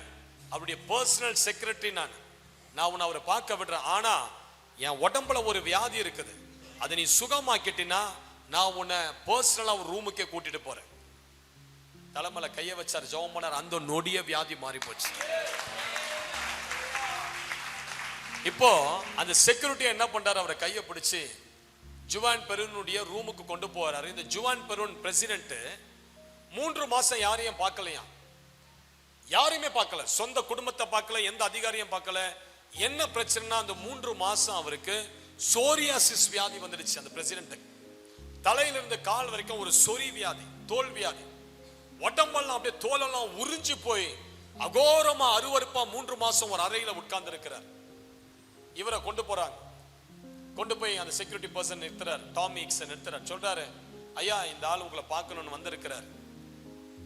ஜுவான் பெரோன் பார்த்தாரு. வாட் யூ வாண்ட் அப்படின்னு கேட்டாரு. அவர் சொன்னாரு, என் மினிஸ்ட்ரிக்கு நீங்க பைசா கொடுக்கணும். மினிஸ்ட்ரிக்கு பைசாவா? எதுக்கு நான் உனக்கு பைசா கொடுக்கணும்? இல்ல ஆண்டவர் சொல்லி அனுப்பினார். ஆண்டவர் அவ்வளவு வல்லமையானவர்னா இந்த வியாதியை சுகமாக்கிற சொல்லு, நான் உன்னுடைய ஊழியத்தை நான் பார்த்துக்கிறேன். ஆனா நீ இதை சுகமாக்கலனா உன்னை இங்கே நான் உன்னை சுட்டு கொண்டுடுவேன்னு சொல்லிட்டேன். இந்த டாமி இக்ஸ் என்ன பண்ணார் தெரியுங்களா? ஜுவான் பெரோன் மேல கையை வச்சாரு. வானத்தை அண்ணாந்து பார்த்தார். இயேசுவின் நாமத்தோட சுகமாக ஒரு வல்லமை இறங்குச்சு. அந்த நொடி பொழுது அந்த ஸ்கின் எல்லாம் அப்படியே மாறி குழந்தையினுடைய ரூபம் போல மாறிடுச்சு. பேபி ஸ்கின், குழந்தை ஸ்கின் போல மாறிடுச்சு அவருக்கு. அப்ப அந்த ஜுவான் பெரோனுக்கு நம்பவே முடியல. நீ ஆராதிக்கிற ஆண்டவர் அவ்வளவு வல்லமையானவன்னா என் தேசத்துல இந்த ஆண்டவரை பத்தி நீ பிரசங்கித்துதான் ஆகணும்னு சொல்லி ஒரு பெரிய ஸ்டேடியம் அவருக்கு திறந்து கொடுத்தார். 25,000 பேர் இந்த ஸ்டேடியம்ல உட்காரலாம். ஜுவான் இந்த டாமி இக்ஸை பார்த்து அந்த பிரசிடென்ட் சொன்னாரு, நீ கூட்டம் நடத்து, எங்க அரசாங்கத்தில் இருக்கிற எல்லா அதிகாரிகளும் நாங்க வருவோம், பிரசிடென்ட் வைஸ் பிரசிடென்ட் எல்லா மினிஸ்டர்ஸ் வருவோம், யாராவது நீ வரலன்னா உங்களை வேலையை விட்டு நான் தூக்கிடுறேன், பதவியை விட்டு நான் நீக்கிறேன்னு சொல்லி 25,000 பேர் அந்த ஸ்டேடியத்துல 2 நாள் கூட்டத்துல இருந்தாங்களாம். உள்ள இருந்து 25,000, ஸ்டேடியத்துக்கு வெளியே இருந்தது 1,00,000 பேர். நல்ல கைகளை தட்டுவோமே. ஸ்டேடியத்துக்குள்ள 25,000 பேர் தான் ஃபுல்லா பேக்டு. ஆனா ஸ்டேடியத்துக்கு வெளியே 1,00,000 பேர் காத்திருந்தாங்க. இந்த டாமி இக்ஸ் பிரசங்கத்தெல்லாம் முடிச்சிட்டு 5 ஸ்டார் ஹோட்டல்ல போய் தங்குறாரு. அவர் அந்த ஹோட்டல்ல இருக்கிறாருன்னு தெரிஞ்சு 4,000 பேர் வந்துட்டாங்க ஹோட்டல் வெளியே. சிஸ்டர் பிரதர், ஒரு அனாயிண்டட் பர்சனுக்கு டிமாண்ட் அதிகம் தெரியுமா? அபிஷேகம் பண்ணப்பட்ட பர்சனுக்கு டிமாண்ட் ஜாஸ்தி. நான் சொல்றேன், உன் மேல அபிஷேகம் இருந்ததுன்னா ஜாதிகள் தேடி வரும், ராஜாக்கள் தேடி வருவான், எல்லா திசையிலிருந்து உன் ஆட்கள் தேடி வரும். ஏன்னா உன் மேல வல்லமை இருக்குது பாரு, அபிஷேகம் இருக்குது பாரு, அதுதான் மேட்ரு. விளங்குதான் நான் சொல்றது உங்களுக்கு? அப்ப இந்த பலன் எங்க இருந்து வரனா? ஜெபத்துல வரும். இப்ப இந்த டாமி இக்ஸ் பயந்துட்டார். ஐயோ நம்ம வெளியே போனா இந்த 4,000 பேர் நம்மள சூழ்ந்து போட்டுட்டாங்கன்னா என்ன? அதனால டாமி இக்ஸ் என்ன பண்ணாராம், பொம்பளை மாதிரி வேஷம் போட்டுட்டு ஹோட்டல்ல இருந்து தப்பிச்சு வெளியே போனார். அவ்வளவு டிமாண்ட் இருந்தது. அங்கிருந்து தப்பிச்சு அங்கிருந்து வெளியே ரஷ்யா போயிட்டார். ரஷ்யால போயிட்டு பிரசங்கம் பண்றாரா. ரஷ்யன் பாஷையில பிரசங்கிக்க ஒரு ஆளு பக்கத்துல வச்சிருக்கிறார். அவர் சொன்னாரா, Jesus Christ is the lord of Russia. இயேசுதான் ரஷ்யாவுக்கு தேவன் சொன்னா பக்கத்துல இருக்கிறவன் சொல்ல மாட்டேன்னு சொல்லிட்டான்.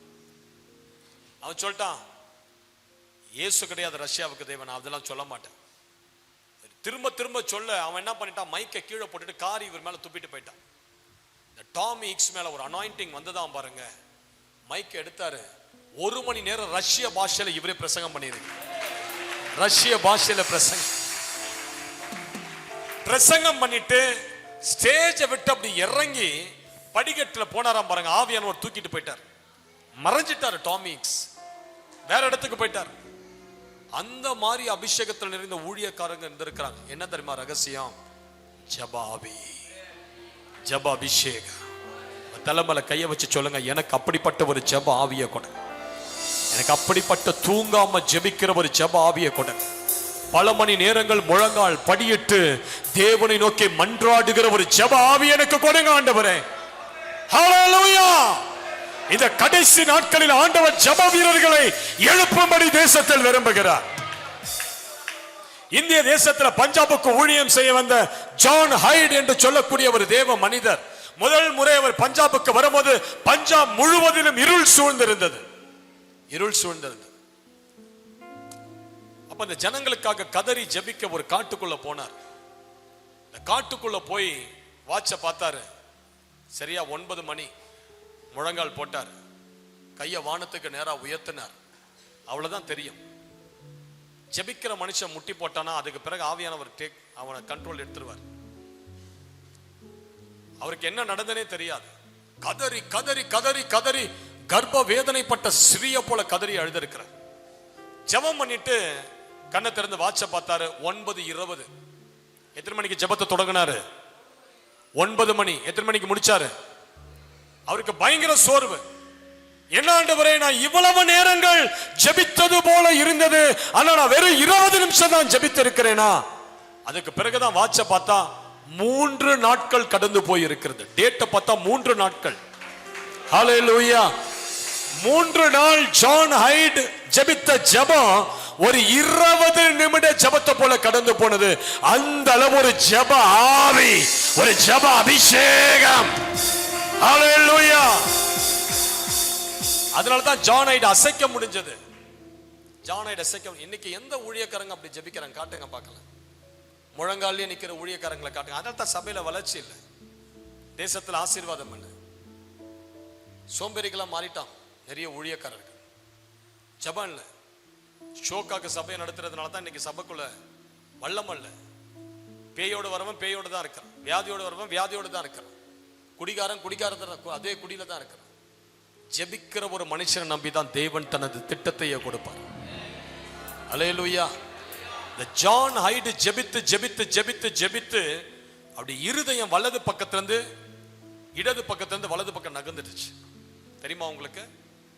டாக்டர் பரிசோதிச்சு சொன்னாங்க, நீ இனி ஜெபிக்க கூடாது.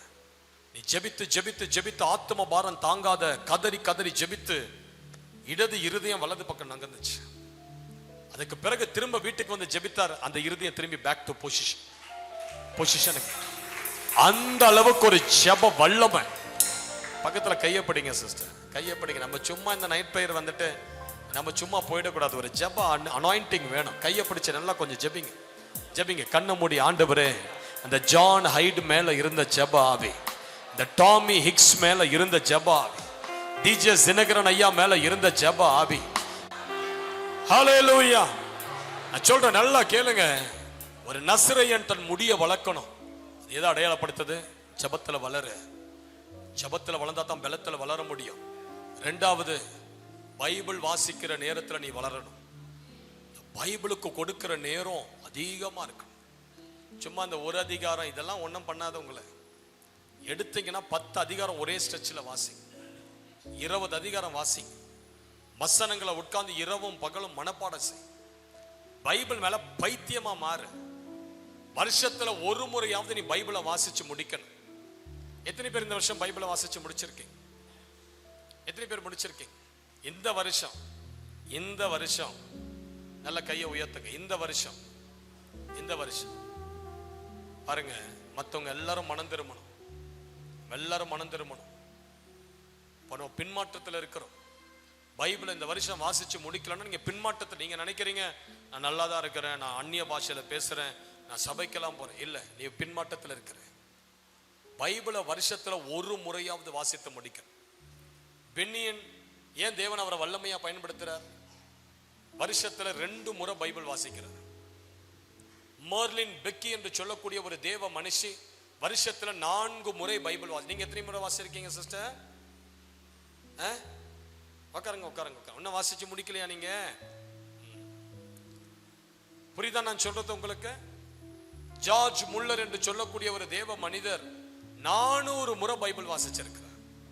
அதுல 200 முறை முட்டிலேயே நின்று முழங்காலிலேயே நின்று பைபிள் வாசிச்சிருக்கிறார். அல்லேலூயா. ஜான் சுங் என்று சொல்லக்கூடிய ஒரு தேவ மனிதர் அமெரிக்கா தேசத்துக்கு பைபிள் காலேஜ் படிக்க போனார். அங்க பைத்தியக்காரன் சொல்லி தூக்கி பைத்தியக்கார ஹாஸ்பிட்டல்ல போட்டான், பொய்யா பட்டம் கட்டி. 199 நாட்கள் 93 நாட்கள் ஒரு அறையில பைத்தியம் சொல்லி ஒரு அறையில போட்டுட்டாங்க.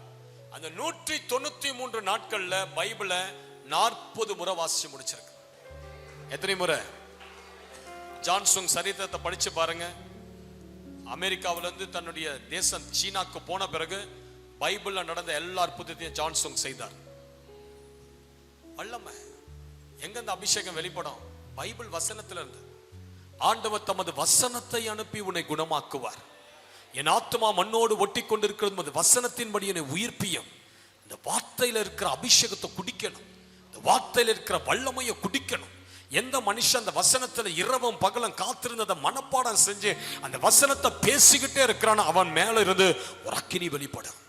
பைபிள் சொல்லுது, ஆண்டவர் எரேமியாவை பார்த்து சொல்றார், உன் வாயில் இருக்கிற வார்த்தை அக்கினியாயும் அதை கேட்கிற ஜனங்களை நான் விறகாய் மாற்றுவேன். உன் வாயிலிருந்து புறப்படுகிற என் வார்த்தை ஜனங்களை பட்சிக்கும். வசனத்தை அதிக மணி நேரம் வாசிக்கிறவன் அப்படி ஒரு வசனம் சொன்னா போதும், அவன் வாயிலிருந்து அந்த வசனம் அக்கினியா மாறி எதிர்க்க இருக்கிறவனுடைய இருதயத்தை பற்றி எரிய பண்ணும். அல்லேலூயான்னு சொல்லுங்க பார்க்கலாம். இனி ஒரு தீர்மானம் எடுங்க. இனி பைபிள் பைத்தியமா நம்ம எல்லாரும் மாறணும். நல்ல கைகளை உயர்த்தி நான் சுருக்கமா நான் சொல்லி சில காரியங்களை நான் முடிக்கிறேன். ஒரு தீர்மானம் எடுங்க. ஆண்டவரே, இன்றையிலிருந்து நான் பைபிள் நிறைய வாசிக்க எனக்கு கிருபையை தாங்க. பைபிள் பைத்தியமான மாற்றுங்க. இந்த பைபிள் வசனங்களை மனப்பாடம் பண்ண எனக்கு கிருபையை தாங்க, கிருபையை தாங்க, கிருபையை தாங்க, கிருபையை தாங்க, கிருபையை தாங்க. ஹல்லேலூயா. 1 பேதுரு 2:3 சொல்லுகிறது, நீ வளரும்படி புதிதாய் பிறந்த குழந்தைகளைப் போல திருவசனமாகிய கலங்கமில்லாத ஞான பாலின் மேல் வாஞ்சையாயிருங்கள். நீ வளரும்படி அந்த வசனத்தின் மேல் வாஞ்சையாயிரு. ஹல்லேலூயா. மூன்றாவது, சுருக்கமா சொல்றேன், மூன்றாவது அபிஷேகத்துல வளரணும். பக்கத்துல பார்த்து சொல்லுங்க, அபிஷேகத்துல. இந்த தூங்கு மூஞ்ச பார்த்து சொல்லுங்க, தூங்கி தூங்கி தான் நீ வருஷம் ஃபுல்லா தூங்கிட்டே இருந்துட்ட பாரு. பிசாசு எல்லாத்தையும் தூக்கிட்டு போயிடுச்சு. தூங்கும் போது எல்லாத்தையும் வந்து விதைச்சிட்டான் அவன் வாழ்க்கையில. சொல்லுங்க பக்கத்துல பார்த்து, தூங்கு மூஞ்சி அபிஷேகத்துல வளரு, அபிஷேகத்துல வளரு. உண்மையா சொல்றேன், இன்னைக்கு கிறிஸ்தவத்தை பார்த்தா வேதனையா இருக்கு. வல்லமல்ல, அபிஷேகம். சபைகள்லாம் எம்டியா இருக்கு. தேவ பிள்ளை, உனக்கு இருக்கிற அபிஷேகத்துல நீ வளரணும். உனக்கு இருக்கிற அபிஷேகம் தான் உன்னை மேன்மைப்படுத்து. ஒருத்த மேல அபிஷேகம் இருந்ததுன்னா அந்த அபிஷேகம் அவனை பெரிய ஆளாக்கும். அவன் தலையை லிஃப்ட் பண்ணும், ஐஸ்வர்யங்களை கொண்டு வரும், ஊழிய வாசல்களை திறக்கும், வரங்களை உனக்குள்ளிருந்து வெளியே கொண்டு வரும். சபை விருத்தி அடைய அபிஷேகம் தான் ரொம்ப முக்கியம். அபிஷேகம் இல்லாத ஒரு எழுப்புதல் வீரனை காட்டுங்க, யாருமே கிடையாது. அவங்க மேல இருக்கிற அபிஷேகம், தேவன் உன்னை எப்ப ஆசீர்வதிப்பார்? உன் மேல இருக்கிற அபிஷேகம். நீ அபிஷேகத்துல வளரணும். அபிஷேகத்துல வளர நீ என்ன செய்யணும்? தேவ சமூகத்துல அந்த அபிஷேகத்துக்காக அனுதினமும் நீ காத்திருக்கணும். அந்நிய பாஷையில பேசி பேசி பேசி பேசி உன் அபிஷேகத்தை நீ வளர்க்கணும். கணுக்கால் அளவுல நின்று ஓட்டிட்டு இருக்க கூடாது வாழ்க்கைய. ஏதோ நீ ஒரு 10 வருஷத்துக்கு முன்னாடி பேசின ரபா பாபா பாபா பாபா அந்த ரப்பபாபாலே தான் 10 வருஷமா இருக்கிறேன். எங்கேயாவது மாறிச்சு அந்த ரப்பபா? மாறல. அதே ரப்பபாபா தான் உனக்கு. எப்போ உன்னுடைய அந்நிய பாஷை ஒரு மொழியா மாறுவது? எப்பவும் அபிஷேகத்தை நீ கணுக்கால் அளவுல இருந்து முழங்கால் அளவு வருவது, முழங்கால் இருந்து இடுப்பு அளவு, இடுப்பு அளவுல இருந்து நீச்சல் ஆழம், நீச்சல் ஆழத்திலிருந்து நீந்த கூடாத ஆழத்துக்கு எப்ப நீ வரப்போற? உன்னுடைய அபிஷேகத்தை நீ வளரணும். அல்லேலூயா. எந்த மனுஷன் தன் அபிஷேகத்தை காத்து கொள்றானோ அந்த மனுஷனை தாங்க கர்த்தர் எடுத்து பயன்படுத்துவார். இப்ப நான் கோவில்பட்டி போயிருந்தேன். அந்த ஊழியக்காரர் வந்து பாஸ்டர் தாமஸ் அவர் பேர். அவர்கிட்ட வருவங்க எல்லாரும் சாட்சி சொல்றாங்க. இவர்கிட்ட வந்தோம், ஜெபம் பண்ணோம், வயிற்றுல இருக்கிற கட்டி மறைஞ்சது, பிசாசு பிடிச்சு வந்தோம், சரியாயிடுச்சு.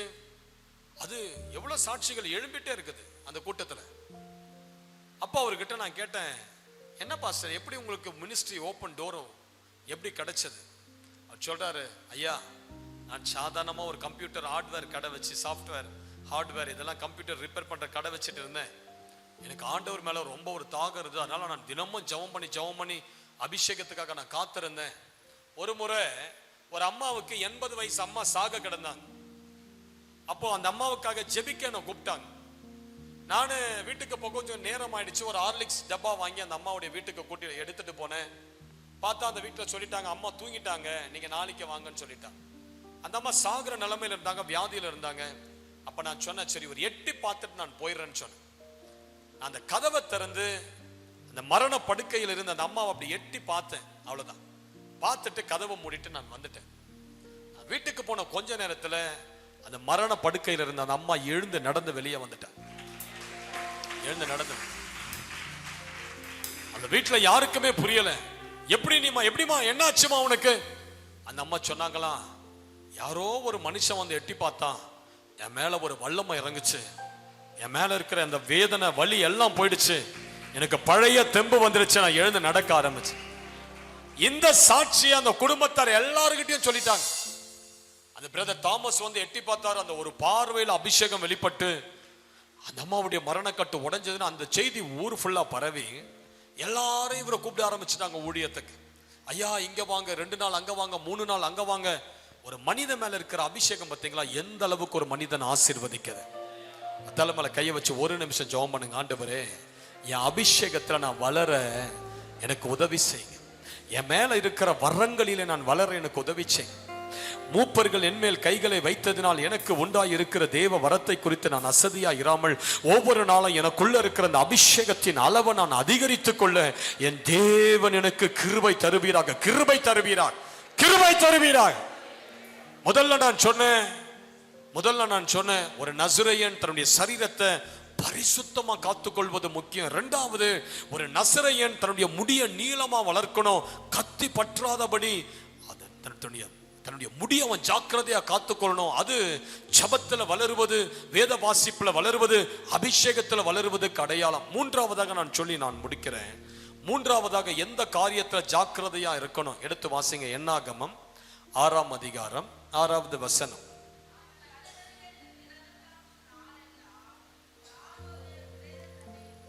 அவன் கர்த்தருக்கென்று விரதம் காக்கும் நாளெல்லாம் யாதொரு பிரேத தண்டையிலும் தூக்கம் வரவங்கெல்லாம் ஒரு அல்லேலூயா. யாரும் அந்த அம்மா பாக்கியவதி என்ன கம்பீரமா அல்லேலூயா. ஏங்க அப்பா கைகளை உயர்த்தி, நீர் என்னை தாங்குவதா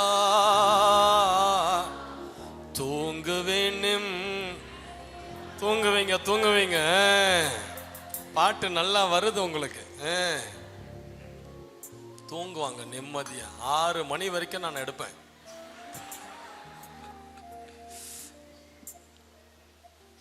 ஒரு முறை ஒரு ஊழியக்காரரு ரொம்ப நேரம் நின்று ஜெபம் பண்ணிட்டு ஜனங்களை பார்த்து சொன்னார், இவ்வளவு நேரம் நின்று ஜெபம் பண்ணிட்டேன், கொஞ்ச நேரம் உட்கார்ந்து பிரசங்கிக்கிறேன், மன்னிச்சிருங்க. விசுவாசிங்க சொன்னாங்க, ஐயா பாவம் அவ்வளவு நேரம் நீங்க ஜெபம் பண்ணீங்க, நீங்க உட்கார்ந்து பிரசங்கம் பண்ணுங்க, நாங்க படுத்துக்கிட்டே கேட்கிறோம். அல்லேலூயா. பிரசங்கத்துக்கு வருவோம். என்னாகமம் 6:6 எடுங்க. அவன் கர்த்தருக்கென்று விரதம் காக்கும் நாளெல்லாம் யாதொரு பிரேதத்தண்டையிலும் போகக்கூடாது. பக்கத்துல பார்த்து சொல்லுங்க, எந்த ஒரு பிரேதத்தையும் தொற்றக்கூடாது. நசிரைய விரதம் காக்கிறவன் பிரேதத்தை தொடக்கூடாது. அப்படின்னா அது அது வேற விஷயம், அவங்களுக்கு அது வேற விஷயம். ஆனா நமக்கு அது ஐயோ செத்த பணத்தெல்லாம் தொடக்கூடாதுன்னு அப்படி பண்ணி அப்படி இருக்காதீங்க. அது எதை அடையாளப்படுத்துதுன்னா, உலகத்தின் செத்த கிரியைகளுக்கு நீ விலகிற, பிரோஜனமற்ற கிரியைகள். சில ஆயா பேச்செல்லாம் இருக்குது பாரு, கிழவி பேச்சு, இந்த சபைக்குள்ள கலகம் ஊற்றுறது, சபைக்குள்ள கசப்பை விதைக்கிறது, பாஸ்டர் குறிச்சு தவறா பேசுவது, ஊழியத்தை குறிச்சு தவறா பேசுவது, நல்லா வருகிற குடும்பத்தின் வாயில மண்ணை தூக்கி போடுறது. பக்கத்தில் பார்த்து சொல்லுங்க, இதெல்லாம் செத்த கிரிய, செத்த கிரிய. இது நம்ம வாழ்க்கையில் இருக்கக்கூடாது. ஒரு நசரேய விரதம் இருக்கிறவனுக்கு செத்த கிரியைகள் இருக்கக்கூடாது. உங்க வாழ்க்கையில கனிதருகிற கிரியைகள் உங்கள் வாழ்க்கையில் இருக்கணும். ஒரு முறை ஒரு பாஸ்டர் ஒரு விசுவாசி வீட்டுக்கு ஜெபிக்கலான்னு போயிட்டு இருந்தார். போயிட்டு இருந்து தூரத்துல பார்க்கிறார், பார்த்தா அங்க ஒரு குழா சண்டை ஒன்று நடந்துகிட்டு இருந்தது. இந்த ஊழியக்காரர் பார்க்கிறாரு, நம்ம விசுவாசி மாதிரியே தெரியுது அந்த குழாவில், நம்ம விசுவாசியா இருக்க கூடாதுன்னு சொல்லிட்டு ஜெபம் பண்ணிக்கிட்டே ரபலா கதரா கட்ட ரபலா கதரா கட்ட ரபா. கிட்ட போனா இவர் விசுவாசி தான் மெயின் ஃபைட்டரு. அந்த குடத்தெல்லாம் எட்டி உதைச்சு கெட்ட கெட்ட வார்த்தையில பேசி அடேங்க அப்பா பயங்கர அந்நிய பாஷை வாயில இருந்து. ஊழியக்காரர் பார்த்தாரு, இவருக்கு கிட்டையே போக முடியாத ஒரு சூழ்நிலை. ஏன்னா கிட்ட போனா இவரையே திட்டுற அளவுக்கு அவர் இருக்கிறார். அப்படியே தயங்கி இவரை எப்படிதான் கன்வின்ஸ் பண்றது, என்னதான் இவரை சொல்றது, இவருக்கு ஏதாவது புத்திமதி சொல்லணுமே அப்படின்னு சொல்லிட்டு, பிரதர் வேணாம் பிரதர், வாங்க நம்ம வீட்டுக்கு போகலான்னு சொல்லி அவருக்கு கையை பிடிச்ச தரன்னு வீட்டுக்கு கூட்டிட்டு வந்து அவரை உட்கார வச்சு அந்த விசுவாசி அப்படியே டென்ஷனாவே இருக்கிறார். இப்ப இந்த பாஸ்டருக்கு என்ன சொல்றதுன்னு தெரியல இவர்கிட்ட. என்னடா டென்ஷனா இருக்கிறாரு, என்ன சொல்லி இவர் பண்ணது தப்புன்னு எதை சொல்லி இவருக்கு நம்ம காட்டுறது. அவர் கழுத்துல ஒரு சிலுவையை போட்டிருந்தார் அந்த விசுவாசி. அப்போ இந்த பாஸ்டர் சொன்னாரு, பிரதர் உங்க கழுத்துல பாருங்க சிலுவை, இந்த சிலுவையை சுமக்கிற நீங்க தெருவில் சண்டை போடலாமா? இந்த சிலுவையை சுமக்கிற நீங்க கெட்ட கெட்ட வார்த்தையில பேசலாமா? இந்த விசுவாசி அந்த ஊழியக்காரர் அப்படி மேல இருந்து கீழே வரைக்கும் அப்படி பார்த்தார். இந்த சிலுவை இயேசுநாதர் சிலுவை இல்ல, அவர் பக்கத்துல மொத்தம் வாயாடிக்கிட்டு இருந்தான் பாரு, அவன் சிலுவை இது. அல்லேலூயா. புரியுதா உங்களுக்கு நான் சொல்றது? ஆண்டவர் சொன்னாரு, என்னை பின்பற்றி வருகிறவன் ஏன் சிலுவையை சுமந்துட்டு வரணும். ஆனா இன்னைக்கு நிறைய பேரு அந்த பக்கத்துல தூங்கிட்டு இருந்தான் பாரு, அவன் சிலுவையை தான் தூக்கிட்டு செத்த கிரிய. கணவர்கிட்ட சந்தோஷமா இருக்க முடியுதா உங்களால? கணவர் ஏதாவது சொன்னா அடங்கி வாசிக்க தெரியுதா உங்களுக்கு? சபையில வந்தா பரிசுத்தமா இருக்குது, தேவ தூதர்களே தோத்துருவாங்க நம்ம கிட்ட. ஆனா வீட்டுக்கு போனா முகமுடிய கிழிக்குது, ராட்சசன மாதிரி. ரொம்ப தப்பு. நீங்க சபையில எப்படி இருக்கீங்களோ அப்படி வீட்டுல இருக்கு. உங்க மனைவியை நேசிங்க, பிள்ளைகளை நேசிங்க. எப்பவுமே வீட்டுல நான் சொல்றேன், வெடுக்குன்னு இருக்காதீங்க. பக்கத்துல பார்த்து சொல்ல, வீட்டுல வெடுக்குன்னு இருக்கு. கணவர் ஏதாவது கேட்டுட்டான்னா உடனே இந்த அம்மா டான்ஸ் ஆடும் பாரு. நிறைய பிரச்சனைக்கு காரணமே இந்த பொம்பளைங்க தான். என்ன ஒரு அம்மா முன்னாடி இருந்து அப்படியே முழிக்குது.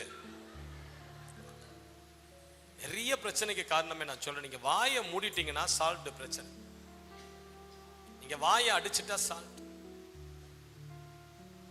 இந்த அம்மா ஒரு வார்த்தை பேசும், கணவர் தான் கோவக்காரர்னு தெரியுது இல்ல, நீ எதுக்கு பேசுற? இந்த அம்மா சும்மா இருக்காது பாருங்க. கணவர் சொல்ல, ஏய் வாயை மூடிக்கோ, இது சும்மா இருக்காது, இது வாய் பயங்கர தவளை வாய். இது பழைய கதெல்லாம் எனக்கு உங்க அம்மா காட்சி என்ன பண்ண தெரியுமா அவனுக்கு? நான் கல்யாணம் கட்டிட்டு வந்த அந்த நாட்கள்ல என்ன எவ்வளவு டார்ச்சர் பண்ண அவங்க அம்மா. இதெல்லாம் சொல்ல பழைய விஷயம், பழைய குப்பையை கலருவதில்ல லேடிஸ் டேலண்டான. இப்போ கணவர் பாப்பாரு, அமைதியாரு கேட்காது பாருங்க, அவ்வளவுதான் 10 வாதம் சூழ்ந்துக்கும் மனைவிய. எகிப்த 10 அடி அடிச்சது போல.